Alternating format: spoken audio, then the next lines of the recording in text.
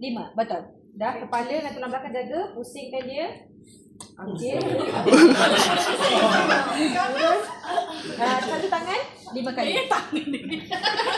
Lia, tangan dia Lia.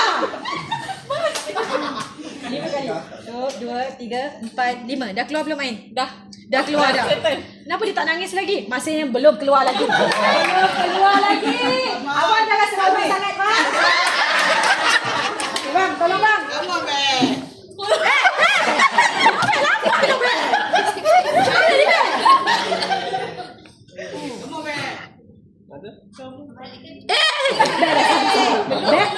Sabar. Kepala pegang. Okey, letak kat tangan. Satu lagi tangan leher dia. Buat belakang dulu, pusing belakang. Okey, boleh. Jaga kepala dia, terhantuk. 5 kali, tepuk 5 kali. Itu urut beg. Okey, betul. 5 kali settle, pusing. Okey, kepit kat badan sikit. Okey, turun ke bawah sikit. 5 kali. Itu urut. Tekan. Tak payahlah letak tangan tu kat dada. Okey, tekan dalam. Sampai dia nangis. Belum. Belum lagi sekali. Pusing balik belakang. Jangan tutup muka dia. Beg. Ayuh beg. Ayuh gini. Hari yang biasa je. Alright, so dah keluar ke belum? Masih belum.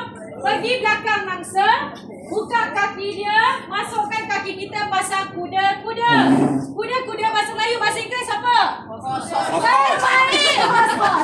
Boleh lah hos. Itu cara masakan. Boleh lah. Hos. Keluarkan satu jari. Cari pusat dia. Cari dia. Jangan boleh.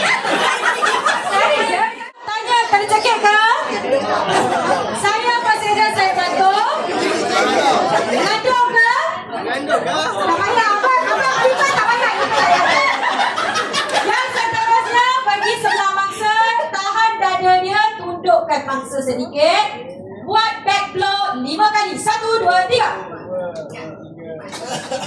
Abang itu usap tu lah. Baik bang. Okey, so dah keluar belum? Belum lagi. Ada 2 je dah. Belum lagi.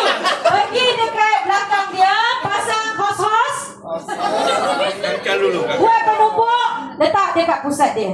Cover penumbuk tu. Kat pusat tau.